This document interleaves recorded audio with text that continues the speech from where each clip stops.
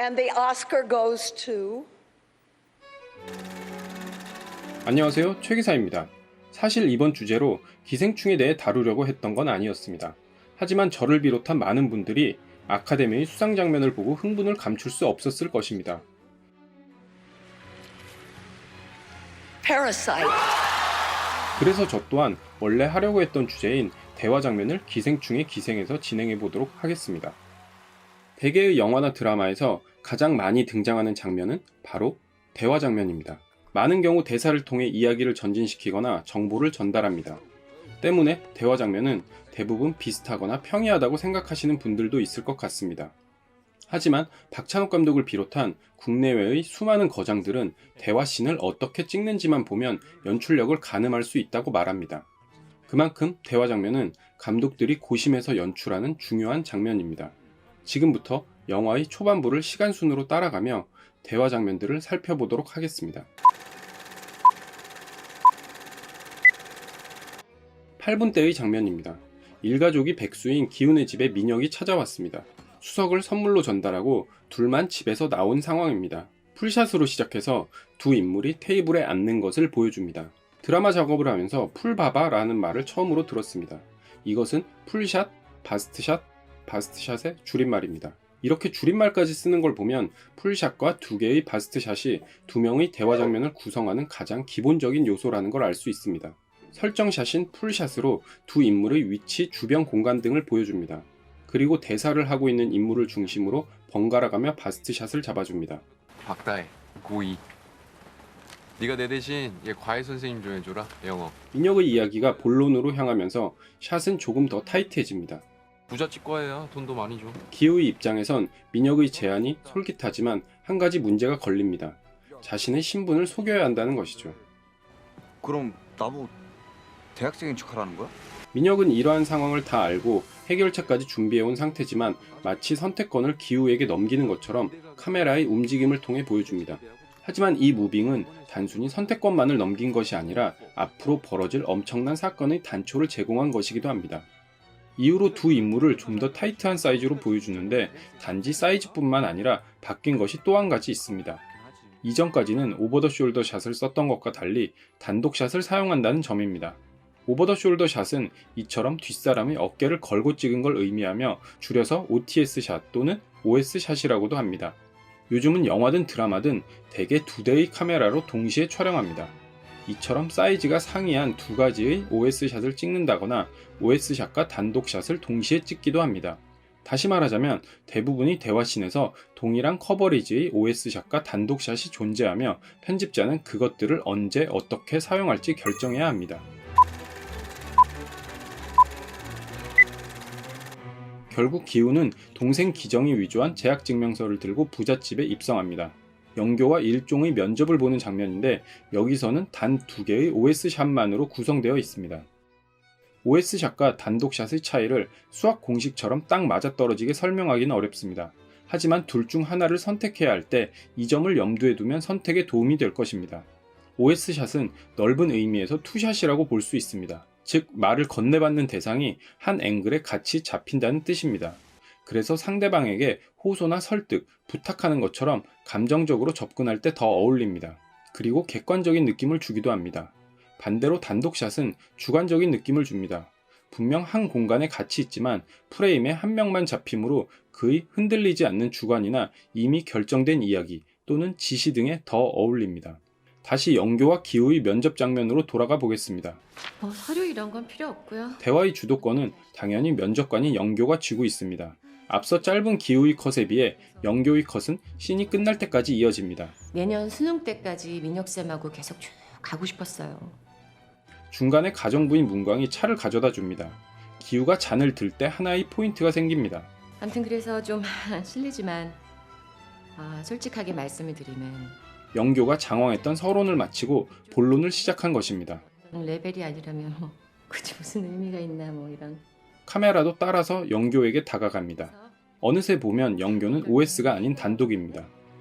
OS에서는 민혁이 못 나오게 돼서 아쉽다는 감정적인 대화였다면 단독에서는 참관을 하겠다는 지시에 가까운 주관적인 말을 뱉습니다.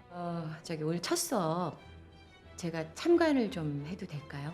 이처럼 단독샷은 영향력이 더 커 보이게 만들기도 하며 상대적으로 강자를 보여주기에 적합합니다. Is it okay with you? 이제 영교가 참관한 가운데 기우의 교습이 진행되고 있습니다. 이번 씬은 문제를 푸는 다혜의 인서트로 시작합니다. 그리고 그를 지켜보는 기우는 측면 클로즈업으로 잡습니다. 바로 전 장면에서 영교 앞의 얼어있던 기우와 대조되는 얼굴입니다. 기우의 옆 얼굴을 보니 조금 낯설고 삭막해 보입니다.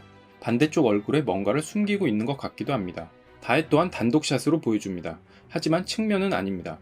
둘은 처음 만나 어색한 상태이기 때문에 감정적인 교류가 아직 없는 상태입니다. 단독샷은 이처럼 감정적 단절을 의미하기도 합니다. 하지만 약간의 스킨십과 시험이라는 게 뭐야? 앞으로 치고 나가는 거야. 기우가 당당한 모습을 보여준 뒤에는 다혜의 앵글이 바뀌어 있습니다. 실전은 기세야. 뭔가 달라진 눈빛으로 기우를 바라보는 다혜의 컷이 OS임을 알겠어. 확인할 수 있습니다. 만약 여기서 다혜를 단독샷으로 보여줬다면 다혜의 감정이 기우에게 가까워졌다는 점이 덜 표현됐을 것입니다. OS샷은 상대방에 대한 정서적 연결을 의미하기도 합니다. OS와 단독의 적절한 사용 범위를 정리해보면 이렇게 될 것 같습니다. 다시 말하지만 이 구분에는 만드는 사람들과 해석하는 사람들이 주관이 포함되어 있기 때문에 무엇이 정답이다라고 말할 수는 없습니다. 참고사항 정도로 이해하면 좋을 것 같습니다. 기우는 동생인 기정까지 신분을 속여 가정교사로 소개시킵니다. 그리고 본인은 다혜와의 수업을 이어갑니다. 롱테이크로 말이죠. 봉준호 감독은 롱테이크를 잘 찍는 것과 앙상블 연출을 잘하는 것으로도 유명합니다. 앙상블 연출이란 이렇게 한 프레임 안에 다양한 인물들을 몰아넣고 그들이 협력해서 연기하는 것을 한눈에 보여주는 것을 의미합니다. 기생충은 미국 영화배우 조합에서 시상하는 앙상블 캐스트상도 수상한 경력이 있습니다. 이 또한 외국어 영화로는 최초이며 아카데미 작품상 못지않은 쾌거라 생각합니다. 그럼에도 기생충에는 눈에 띄는 롱테이크가 없다고 생각하시는 분들이 있을 텐데 이 장면은 3분 30초가 넘는 아주 긴 롱테이크 장면입니다. 살인의 추억에서처럼 현란하거나 층층의 레이어를 쌓아 올린 것 같은 앙상블 연출은 아니지만 보고 있으면 시간 가는 줄 모르는 장면 중 하나입니다.